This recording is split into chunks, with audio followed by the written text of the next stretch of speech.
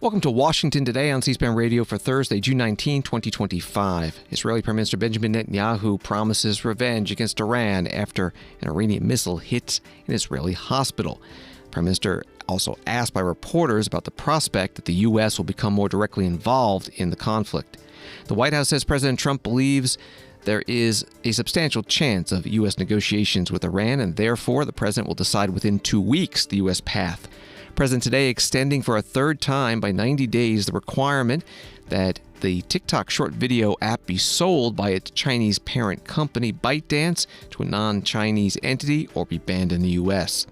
Celebrations across the country on this Juneteenth National Independence Day federal holiday. Vice President JD Vance announces a long-term health study in East Palestine, Ohio, on the effects of the 2023 toxic train spill. U.S. Conference of Mayors meeting in Tampa, Florida. Some of the topics: ICE raids across the country and deployment of National Guard and Marines to Los Angeles. Also, tax provisions in the budget reconciliation bill. We'll talk with Wall Street Journal technology and cryptocurrency reporter Amrith Ramukar about the Senate this week passing a bill about stablecoins, the first ever federal crypto regulation bill to pass a chamber of Congress. And Senator Tina Smith, Democrat of Minnesota, gives more details about confronting Senator Mike Lee, Republican of Utah, over his posts following the fatal shootings of Minnesota state lawmakers. Wall Street Journal writes Israel and Iran continue to exchange fire as the conflict entered a seventh day. An Israeli hospital was hit by an Iranian missile, while Israel said it struck 100 targets in Iran, including the heavy water reactor in Arak and a site in Natanz that it said was being used for nuclear weapons development. Meanwhile, European foreign ministers are slated to meet with Iranian officials in Geneva on Friday to press them to de-escalate and to offer a rollback of Iran's nuclear activities. President Trump told senior aides late Tuesday that he approved of attack plans for Iran, but was holding off to see if Tehran would abandon its nuclear program, people familiar with the deliberations said. That was from the Wall Street Journal. President Trump writing on Truth Social today, the Wall Street Journal has no idea what my thoughts are concerning Iran.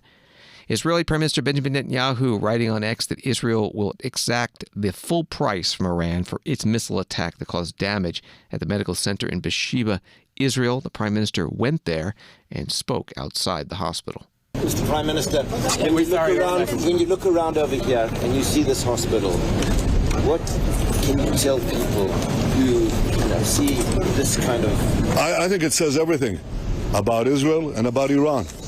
Israel is fighting to remove the nuclear and missile threat aimed at our annihilation. We're targeting military sites. We're targeting nuclear sites. We're targeting missile sites. They're targeting a hospital. In this hospital, there are patients who are immobile. They can't even move. Right next to it is a children's ward, a baby's ward, infants. They target it. They can give this nonsense that they're targeting military sites. What military sites? I know all the military sites in Israel. There isn't a military site here for miles and miles around. They're targeting civilians because they're a criminal regime. They're the arch terrorists of the world. They want to have nuclear terrorism, which will put the entire world under nuclear blackmail, and they would use these weapons. That's what the Ayatollah Khamenei says that he would do. He would use these weapons to wipe Israel off the map. Well, he's not going to. We're not going to let him. And we're in the process of achieving a tremendous victory. And our victory is aimed at those two goals. People ask me, are we targeting the downfall of the regime? That may be a result, but it's up to the Iranian people to rise for their freedom. Freedom is never cheap. It's never free. Freedom requires these subjugated people to rise up, and it's up to them. But we may create conditions that will help them do it. Our goal is twofold: nuclear, ballistic missile. We're going to remove that. We are in the process of completing removing this threat.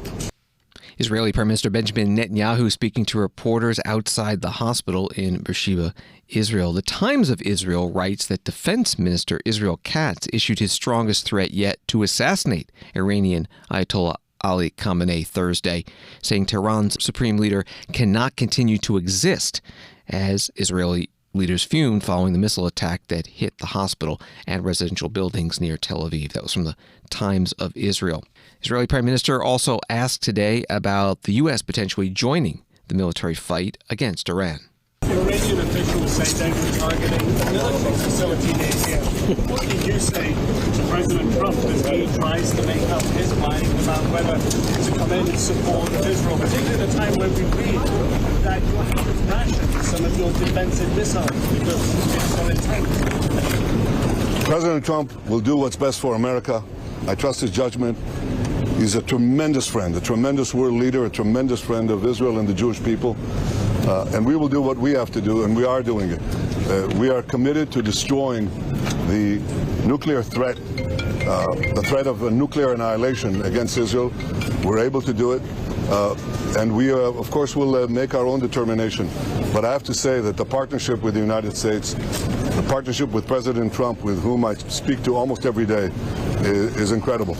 I think his resolve, his determination, and his clarity when he says Iran cannot have a nuclear weapon. And for that to take place, Iran cannot enrich uranium. It's as simple as that. He gave them the chance to do it through negotiations. They strung him along. And you don't string along Donald Trump. He knows the game. And I think that we're both committed to making sure that Iran will not have a nuclear weapon, and they won't. In your heart of hearts, is the United States going to come on board and help you with your strike? That's a decision for the president to make, but I can tell you that they're already helping a lot because they're participating in the protection of the skies over Israel and its cities with THAAD missile batteries that are in Israel, with Aegis ships that are on the shore of Israel, with their pilots that are fighting alongside our pilots to knock out drones. I think it's a remarkable cooperation. Israeli Prime Minister Benjamin Netanyahu speaking to reporters outside the hospital in Beersheba, Israel, which was hit by an Iranian missile. In Washington at the White House, Press Secretary Caroline Leavitt opened a news conference with a statement from the president about Iran. Regarding the ongoing situation in Iran, I know there has been a lot of speculation amongst all of you in the media regarding the president's decision-making and whether or not the United States will be directly involved. In light of that news, I have a message directly from the president, and I quote, "Based on the fact that there's a substantial chance of negotiations that may or may not take place with Iran in the near future, I will make my decision whether or not to go within the next 2 weeks." That's a quote directly from the president for all of you today. White House Press Secretary Caroline Leavitt opening up today's news conference at the White House. Reporters asked about what kind of decision the president would be making about Iran within the next 2 weeks and if there's any chance that there would be another extension.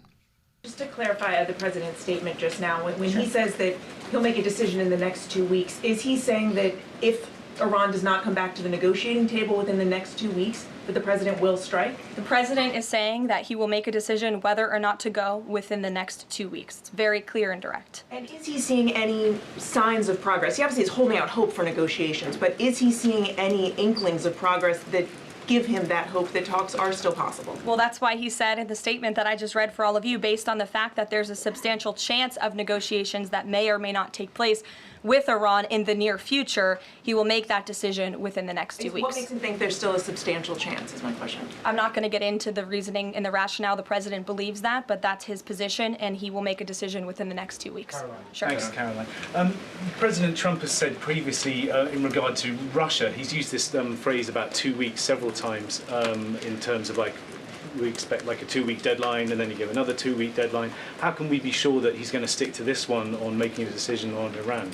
Well, in those deadlines, as you've seen in respect to Russia-Ukraine, might I add, these are two very different, complicated global conflicts, as you know, that the president inherited from our previous incompetent president in the weakness of the previous administration. And the president has spent a tremendous amount of time and effort cleaning up these crises that were caused by the last administration's just complete dereliction of duty on the world stage and American weakness. Now we have American strength again. With respect to Russia and Ukraine, because of that American strength and the president's leadership, we have seen these two sides engage in direct negotiations. And the last time the president said 2 weeks, you saw Russia and Ukraine have direct negotiations for the first time in years. And so the president is always interested in a diplomatic solution to the problems and the global conflicts in this world. Again, he is a peacemaker in chief. He is the peace through strength president. And so if there's a chance for diplomacy, the president's always going to grab it. But he's not afraid to use strength as well, I will add. White House Press Secretary Caroline Leavitt speaking to reporters in the White House briefing room. It's a story from Newsweek. Iranian Deputy Foreign Minister Kazem Karababadi warned in Thursday comments that all necessary options are on the table to respond to a potential strike by the United States. If the U.S. wants to actively intervene in support of Israel, Iran will have no other option but to use its tools to teach aggressors a lesson and defend itself, he said, Russia's TASS news agency reported, citing Iranian media. And he went on, our military decision makers have all necessary options on the table. Our recommendation to the U.S. is to at least stand by if they do not wish to stop Israel's aggression. Reporting from Newsweek. This is Washington Today. From Associated Press, President Donald Trump on Thursday signed an executive order to keep TikTok running in the U.S. for another 90 days to give his administration more time to broker a deal to bring the social media platform under American ownership.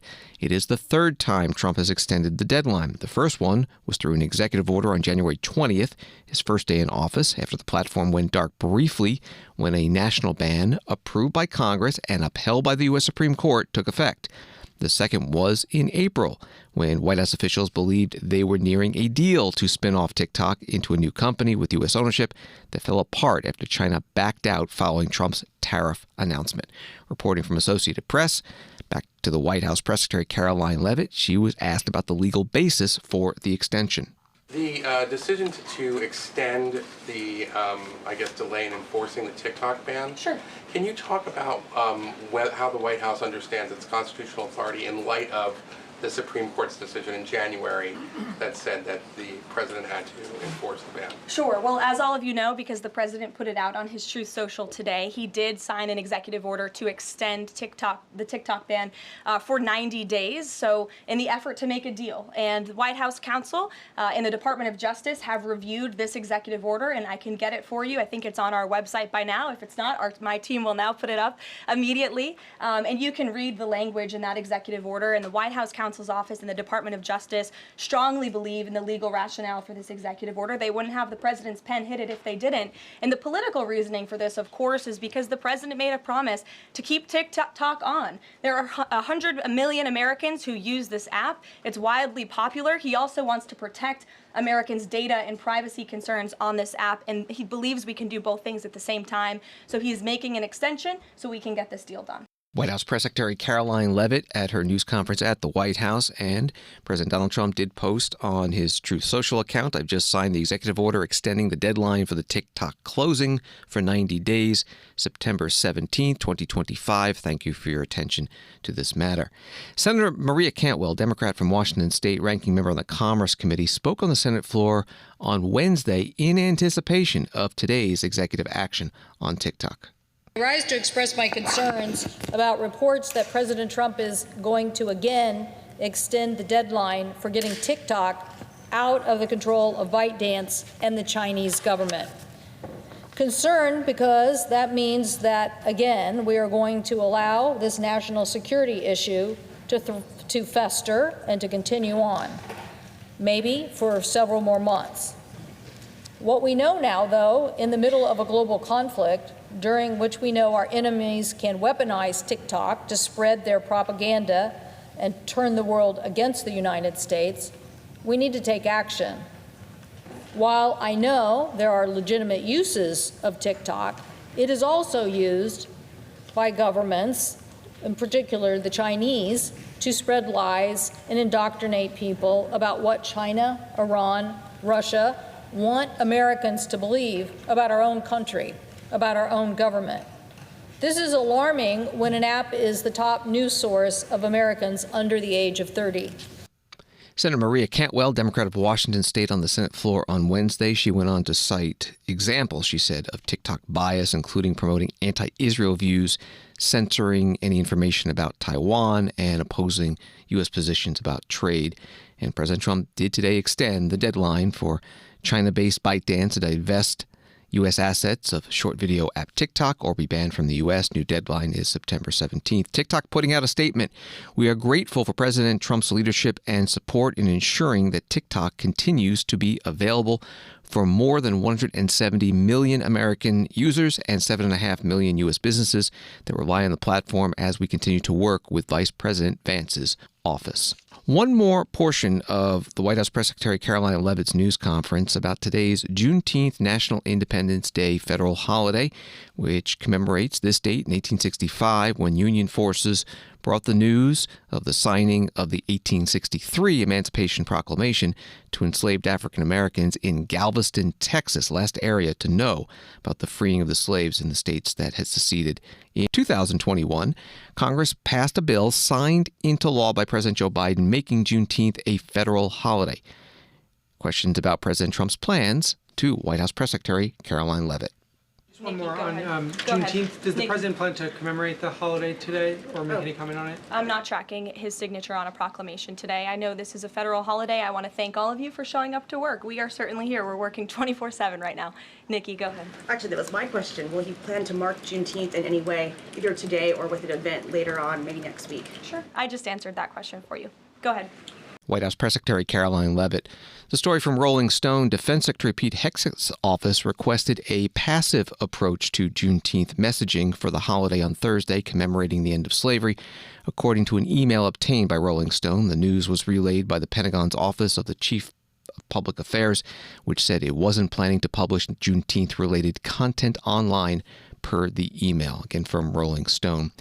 Senator Tim Scott, Republican of South Carolina, the only African-American Republican senator, writing on X, today we commemorate Juneteenth, a powerful moment in our nation's history when the promise of freedom reached every corner of America.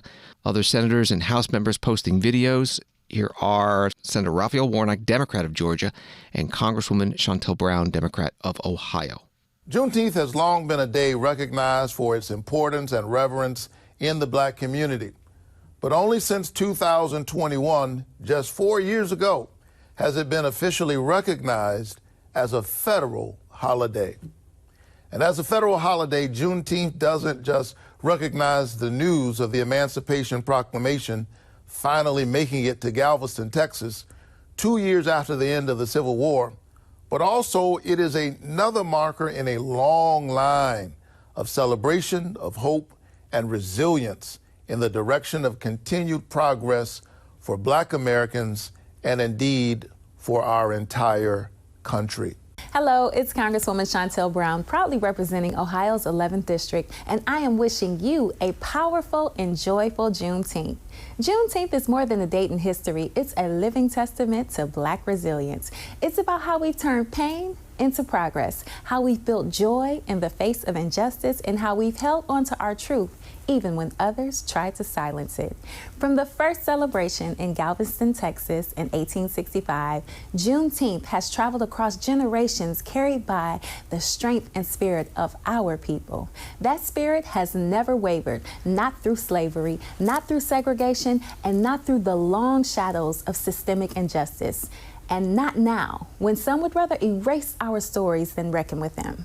But we are still here. We are still telling our history in classrooms, in communities, and in our culture. We are still celebrating because celebration is resistance. And we are still fighting because freedom is not a finish line. It is a lifelong pursuit. So to everyone in Northeast Ohio and beyond, may your Juneteenth be filled with joy, remembrance, and purpose. Let's honor the ancestors, uplift the legacy, and keep pushing forward together. Congresswoman Shontel Brown, Democrat from Ohio, and before that, Senator Raphael Warnock, Democrat from Georgia. Videos posted on this Juneteenth National Independence Day. Senator Shelley Moore Capito, Republican of West Virginia, posting on X, today we mark the important day of Juneteenth. This pivotal moment in our nation's history reflects the right to liberty and freedom for all. House and Senate not in session on this holiday. Also, the New York Stock Exchange and NASDAQ both closed in observance. A press release from the Department of Health and Human Services today at the urging of Vice President JD Vance under the leadership of Health and Human Services Secretary Robert F. Kennedy Jr., the National Institutes of Health launched a 5-year, $10 million research initiative to assess and address the long-term health outcomes stemming from the 2023 train derailment in East Palestine, Ohio. That derailment involved 38 freight train cars from the Norfolk Southern Railroad carrying hazardous materials. After the derailment, several rail cars burned on their own, and emergency responders conducted some controlled burns. Vice President JD Vance made the announcement in a video today, standing beside Secretary Kennedy and the NIH Director, Dr. Jay Bhattacharya. Hey guys, Vice President JD Vance here, and I want to take you back to something that happened early on when I was a United States Senator. There was a terrible train crash, and then there was a controlled burn of toxic chemicals that went into the atmosphere in East Palestine, Ohio, a little town in the northeastern corner of the state of Ohio. What happened then is that people got very worried, and I've been to East Palestine a number of times, and they're very worried about what are the long-term impacts of these chemicals in the water, in the air. What effect does it have on their kids and grandkids after 5 years, 10 years, 15 years of exposure? And the crazy thing is, number one, we didn't have a good answer to that question. Science had never actually tried to understand what the long-term exposure of these trace chemicals would do to people. And the second crazy thing is that as much as I tried as a United States Senator to work with the Biden administration, they refused to do anything to actually study the effects of these long-term exposures on the people of East Palestine. Well, now we have a new president and a great new Secretary of Health and Human Services, and he's got an incredible announcement. We're finally going to study the effects on these chemicals and finally get to the bottom of what effect this terrible train crash and the ensuing consequences had on the people of East Palestine. Vice President JD Vance in a video with Health Secretary and NIH Director. An article at the Center Square about today's announcement. At a public hearing in June 2024 in East Palestine, National Transportation Safety Board Chairwoman Jennifer Hamady called Norfolk Southern's attempts to sway the investigation unprecedented and reprehensible. She reiterated the board's findings that the eventual vent and burn following the crash was unnecessary, and the report said the crash could have been avoided. Story from Axios. Following a week of immigration whiplash, President Trump's border czar Tom Homan confirmed Thursday that immigration raids will continue in the agriculture and hospitality industries. Trump administration last week said it was pausing some ICE raids that would hurt those industries, but Homan's comments reaffirm that it is reversing course. While workers at places like farms, restaurants, and hotels will be targeted, people with criminal backgrounds will be a priority for immigration enforcement officials, Homan said. That was reporting from Axios. Tom Homan spoke to reporters outside the White House. Well, there's a right way and wrong way to hire workers. There are legal programs that bring farm workers in. Second of all, I've been saying for years, Congress needs to address this. But because Congress failed to address it doesn't mean we ignore it. I mean, it's illegal to knowingly hire an illegal alien. But like I just talked about a few minutes ago, worksite enforcement operations, just like at-large operations, we're going to base them on priority, right? For those, we have a criminal nexus of trafficking, of forced labor, of tax fraud or tax evasion. I mean, we will concentrate on work sites on a prioritized basis, just like we do at large operations. So anything, let's just go farm, look for illegal aliens. We'll prioritize those who have a criminal nexus first. And just one quick follow-up. On Thursday, ICE told agents to hold off on investigations of farms and hotels, absent some other sort of criminality. Was this ICE acting on their own, and what is ICE was not acting. Like ICE is enforcing laws enacted by Congress. Worksite enforcement operations is an important part of the work we do. Again, where do we find most victims of trafficking? Worksite. Joe Biden stopped worksite. They said they cared about sex trafficking and forced labor trafficking. Then they stopped worksite enforcement. That was a dumb move. So what was that email from Tatum Kate? It's a matter of messaging, proper messaging. The message is clear now that we're going to continue doing worksite enforcement operations, even on farms and hotels, but based on a prioritized basis. Criminals come first. White House border czar Tom Homan speaking to reporters outside the White House. Immigration and Customs Enforcement, or ICE, raids in cities, along with the deployment of federalized National Guard troops and U.S. Marines by President Trump to Los Angeles, were on the minds of mayors at the U.S. Conference of Mayors' 93rd annual meeting in Tampa, Florida today. Columbus, Ohio Mayor Andrew Ginther, a Democrat, is the conference president. He spoke at an opening news conference. The federal government's decision to deploy the National Guard to Los Angeles without the consent and indeed over the objection of the governor, is an unprecedented overstep. We must acknowledge the seriousness of the protests sparked by these federal actions. People have the fundamental right to peacefully assemble and voice their concerns. That is the cornerstone of American liberty. That's why this week, the U.S. Conference of Mayors will vote on a resolution that does several things. It delineates the appropriate roles of local and federal officials in protest response. It calls on ICE to focus its deportation actions on convicted, serious criminals and not on undocumented, hardworking individuals who have families, pay taxes, and contribute to their local communities. And it urges federal officials to notify local authorities in advance of any planned ICE action and to conduct those actions in as orderly and unprovocative way possible. This resolution we will consider this week is not just a statement, it's a reaffirmation of the principles of local control, public safety, and human dignity that define our cities. It is a critical step towards ensuring the federal actions respect our communities, prioritize genuine threats, and uphold the fundamental rights of our residents. Columbus, Ohio Mayor Andrew Ginther, a Democrat, U.S. Conference of Mayors president, at the opening news conference of the conference's annual meeting today in Tampa, Florida. Los Angeles Dodgers Major League Baseball franchise writing on X, this morning ICE agents came to Dodger Stadium and requested permission to access the parking lots. They were denied entry to the grounds by the organization. Tonight's game will be played as scheduled. ICE, Immigration and Customs Enforcement, responded on X, false. We were never there. More from the U.S. Conference of Mayors meeting. The conference vice chair, Oklahoma City, Oklahoma Mayor David Holt, a Republican, spoke about how he sees the relationship between cities and the Trump administration. Here in Tampa, we come together as America's mayors in what can feel like contradictory times. In many ways, our American cities are thriving. They have been for years. Everyone's story is crime and employment are down across America's cities, and we are thriving as America's chief economic and cultural engines. On the other hand, there is uncertainty. Federal financial support we have relied upon has become unpredictable. Processes and customs we have known are being rewritten, and respect for local control is sporadic. So I've certainly thought a lot about what it all means.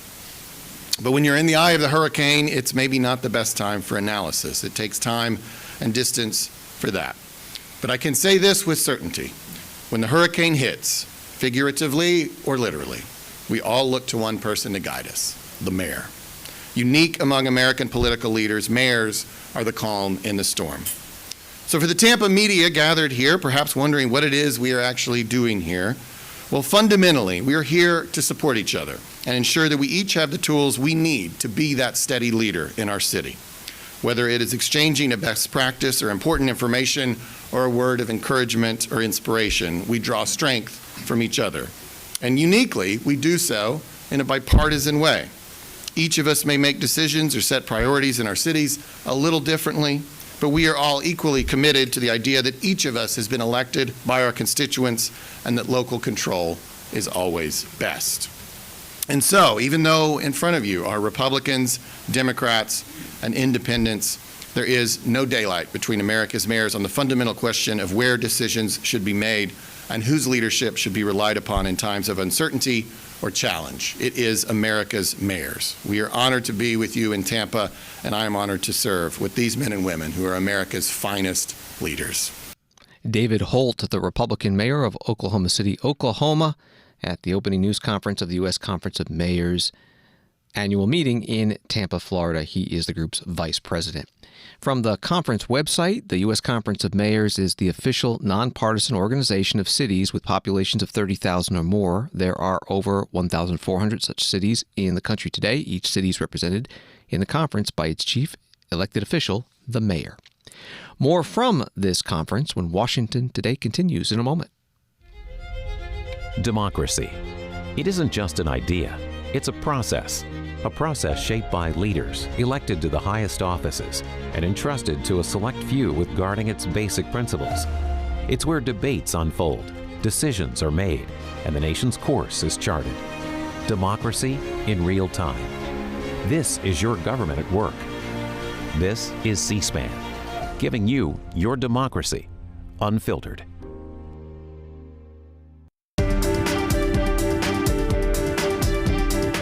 Welcome back to Washington Today, available as a podcast on the free C-SPAN Now mobile app and wherever you get your podcasts.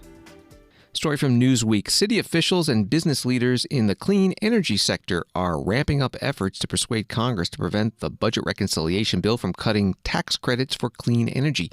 The mayors say thousands of jobs in their cities and regions are at risk from the House version of the One Big Beautiful Bill Act, which would largely eliminate tax incentives for renewable energy such as solar and wind, and many types of clean tech manufacturing such as electric vehicles and batteries.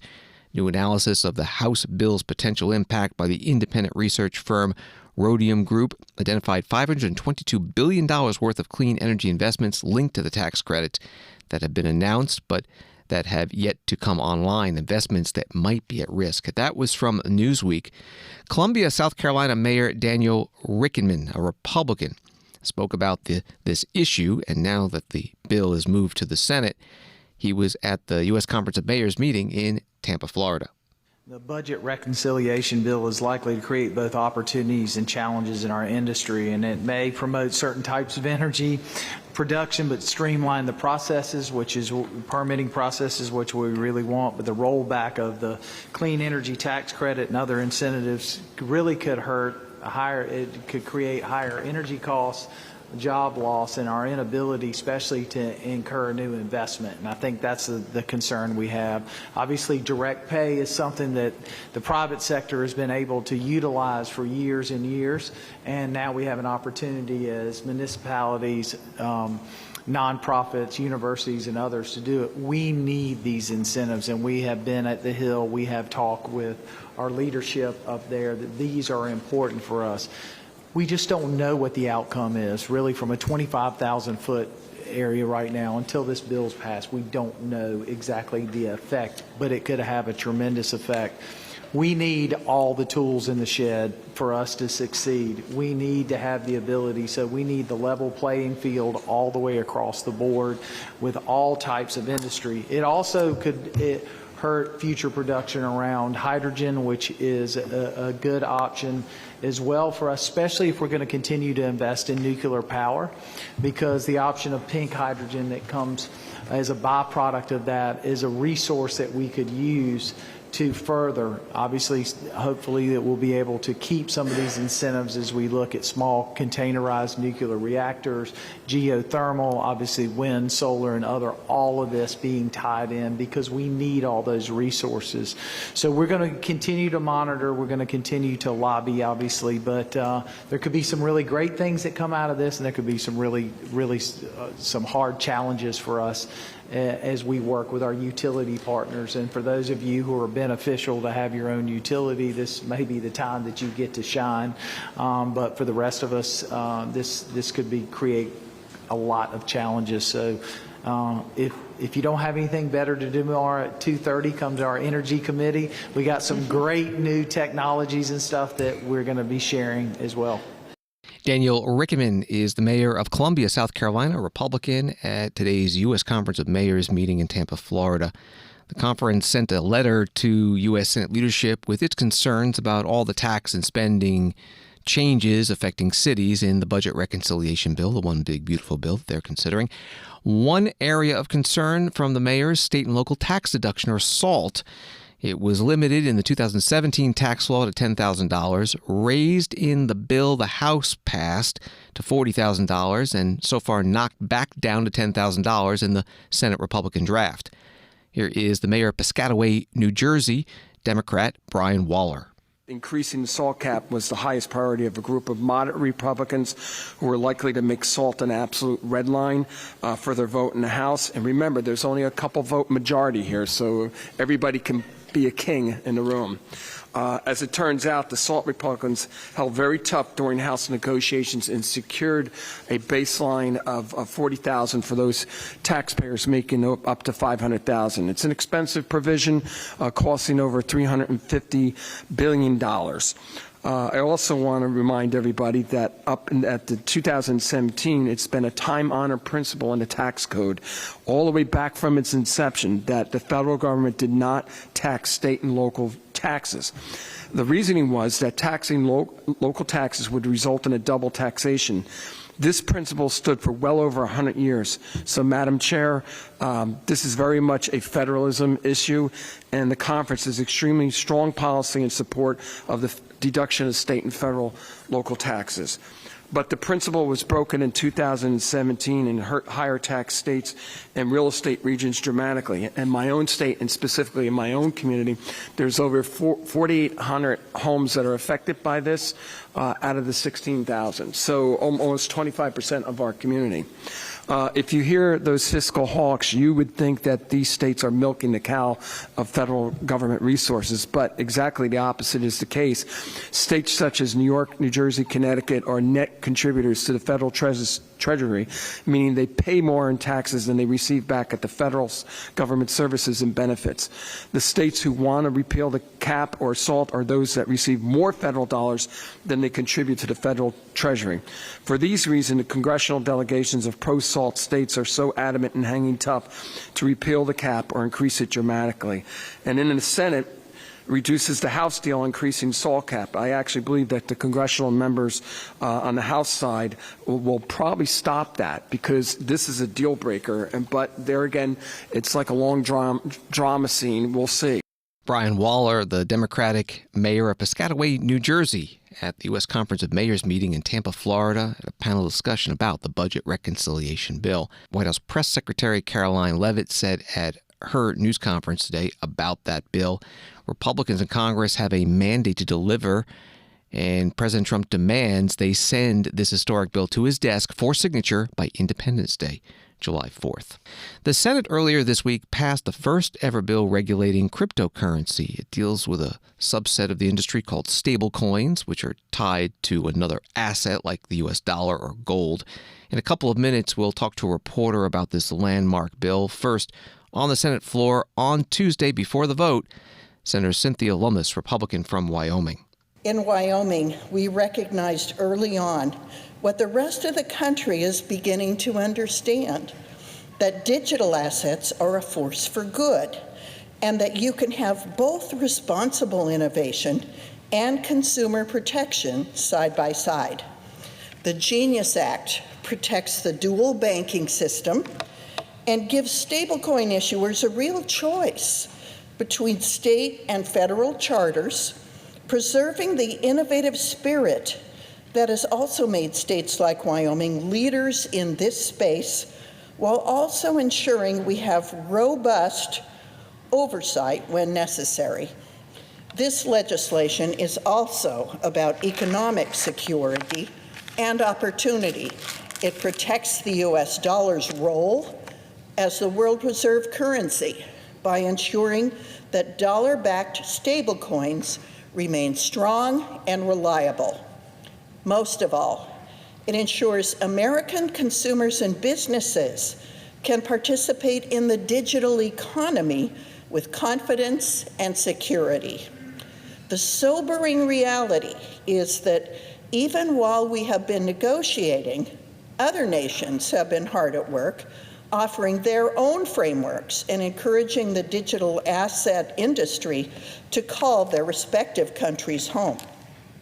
America's role as the global financial services leader is a privilege, not a right, and we must innovate to compete with other nations that want to attract American businesses. This is only the first step.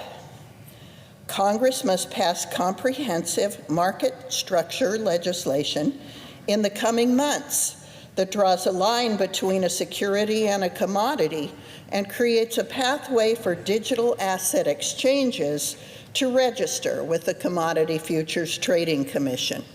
Senator Cynthia Lummis, Republican of Wyoming, on the Senate floor on Tuesday before the Senate voted to pass the stablecoin regulation bill, sending it to the House.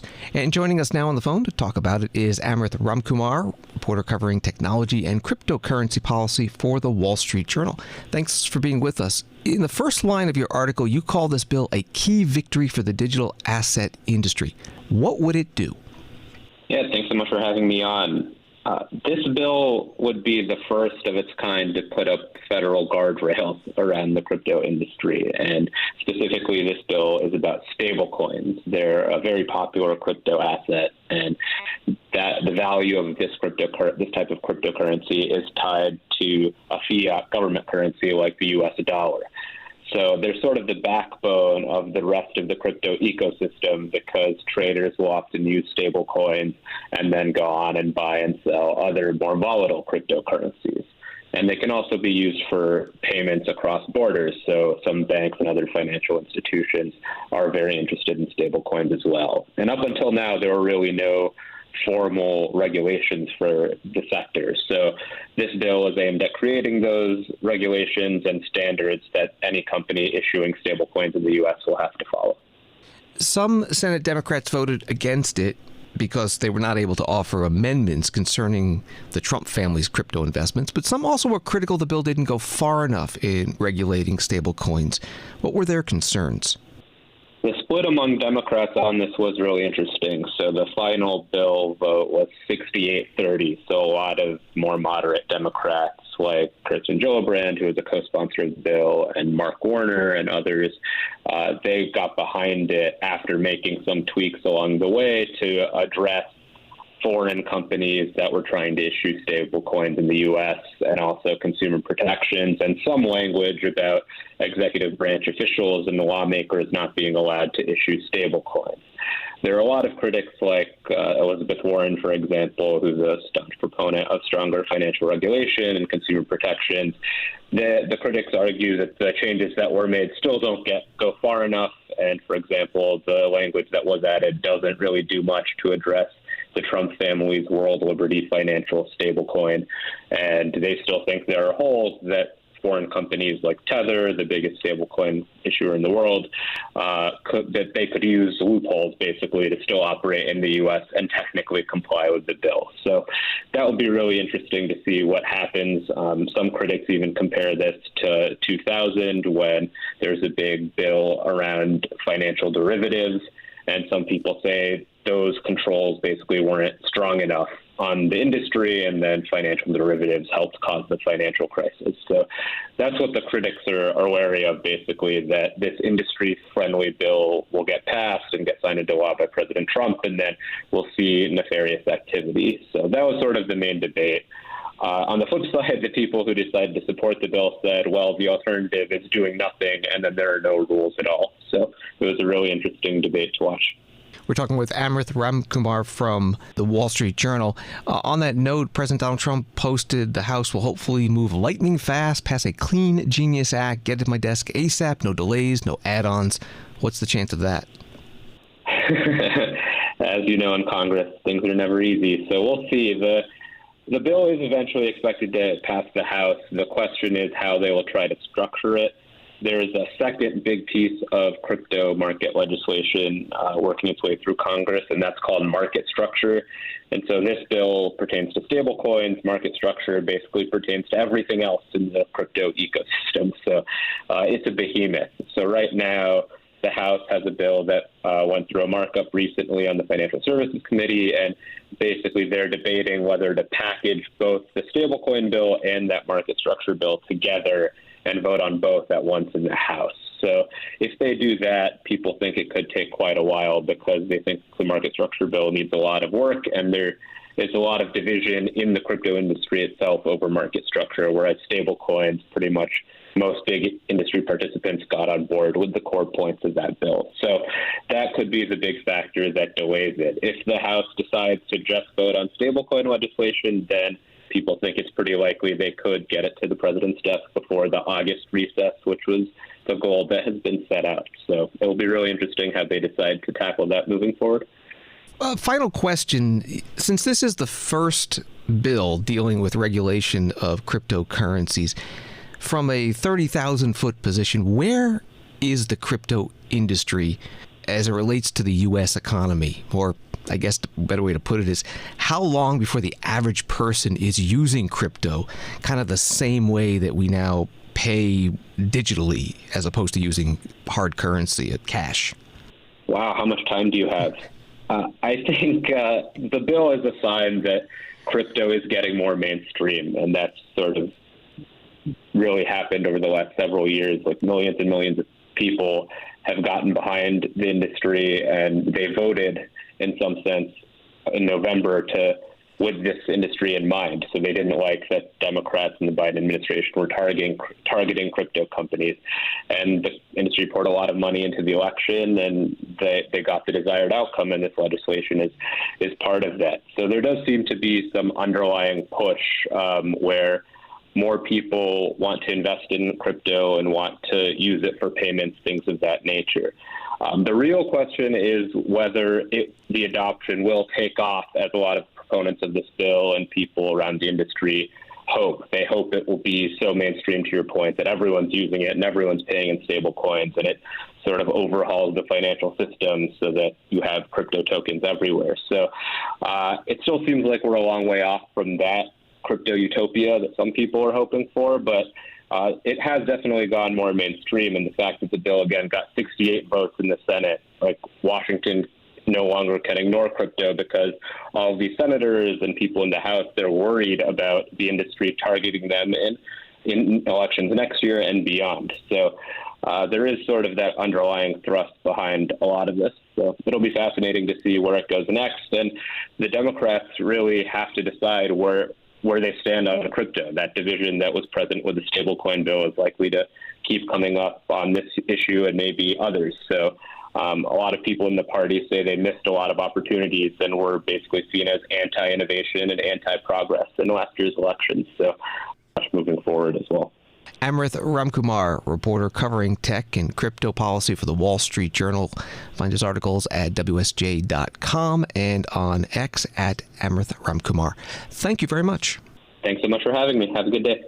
Story from CBS News. Lawmakers and the public gathered at the Minnesota State Capitol Wednesday night to honor Representative Melissa Hortman and her husband Mark, who were fatally shot over the weekend in what authorities called a political assassination.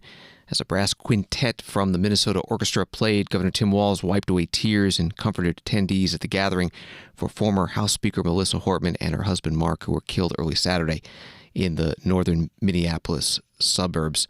That was from CBS News.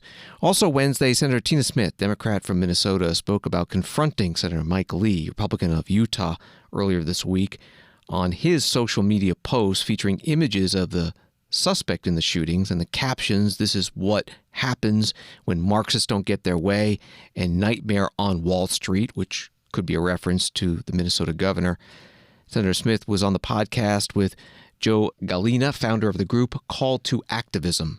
I was walking towards the vote on Monday evening, and a bunch of reporters came up to me to ask me, if they wanted to ask me about the horrible events in Minnesota. And I said to them, I can't talk right now. I'm looking for Mike Lee. Yes. And so they knew, and yes. Maybe he knew. Yes. I was waiting for him on the floor. He popped his head onto the floor, but then immediately took off. I took off after him through this, kind of walked quickly across the floor, and I came out into the hallway, and he was nowhere to be seen. So I asked there's 30 or so people standing in the hallway, and I said, did anyone see where Senator Lee went? And everybody went, he went that way. I found him in the room where the Republicans were getting ready to hold their caucus, so I just went in and tapped him on the shoulder and said I wanted to speak with him. He was on the phone, on the phone. Sure. And so then I had a chance to speak with him. And what I said, I want you to know from me how it made me feel and how it made Minnesotans feel when we saw this, because here is what you did. Wow. You posted a picture of the man who killed my friend with this. It's a security photo from one of the security cameras at one of the homes where he attacked people. Melissa, Mark, John, and Yvette. And I said, it's so cruel, and people are so heartbroken, and why did you do this? Yes. And he really couldn't. I mean, honestly, I think he was pretty surprised. Yes. To be challenged in such a personal way. I wasn't like aggressive or angry with him. I was like, we should have a conversation about this. Yes. And he didn't know what to do, honestly. I don't think he knew what to do. Do you think that he felt remorse? I think he was sorry that he was in that situation. Mm-hmm. But he has yet to say that he regrets posting the pictures, or that he thinks that he has not displayed to me any of the empathy that I would think you'd need to show. Yes. When you are a bully, you don't have empathy for the people that you are injuring by what you do and what you say. Yes. And the antidote to being a bully is to experience that empathy, and that, I'm sorry that I made you feel that way. Yes. And there was none of that. Yes. Well, and today, breaking news, he deleted the posts. Yes. Mm-hmm. So that's good. I'm glad they're gone. Yes. 7.9 million people interacted with his social media posts. So taking it down at that point is, good, I guess. Yes. And then he almost immediately posted something about prayers to Kristi Noem, who had an allergic response. Obviously, she's dealing with something, but some people almost saw that as a little cheeky. Yep. I'm curious how you feel about his deletion and the following post. Well, I think that, as I said, adults take responsibility for their actions when they do wrong. We all do wrong. None of us are perfect. You take accountability for that, and then you try to fix it. Yes.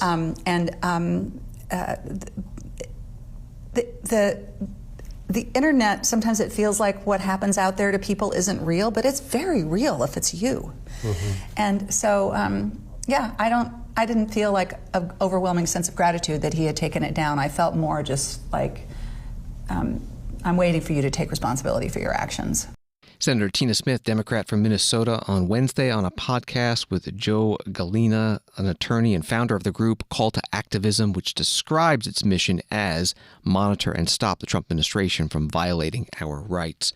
The story from The Hill, Ohio Republican Congressman Max Miller said Thursday he was run off the road by a deranged man who waved a Palestinian flag in his direction and lobbed death threats before driving away. Miller recounted the incident in a video posted to social platform X and pledged to hold the individual involved accountable, saying, "I will not hide in the face of this blatant anti-Semitic violence." He said, "As I was driving to work, some unhinged, deranged man decided to lay on his horn and run me off the road when he couldn't get my attention, to show me a Palestinian flag, not to mention death to Israel, death to me, that he wanted to kill me and my family." The Hill article says the Ohio lawmaker did not specify whether the death threats were made verbally or otherwise. Miller said he submitted police reports to the local police and to U.S. Capitol Police. And C-SPAN's Capitol Hill producer Craig Kaplan has a response from the House Democratic leaders Hakeem Jeffries, Catherine Clark, and Pete Aguilar, the top three, putting out a joint statement. "We condemn in the strongest possible terms the attack on Congressman Max Miller and his family and are thankful they are safe. The rise in political violence in this country is unacceptable. This is a moment of crisis that requires Congress to act decisively in order to ensure the safety of every single member who serves in the People's House." Thanks for listening to Washington Today. Sign up for C-SPAN's evening newsletter word for word and get the stories making headlines in Washington sent to your inbox every day. Subscribe at cspan.org/connect. Have a good night.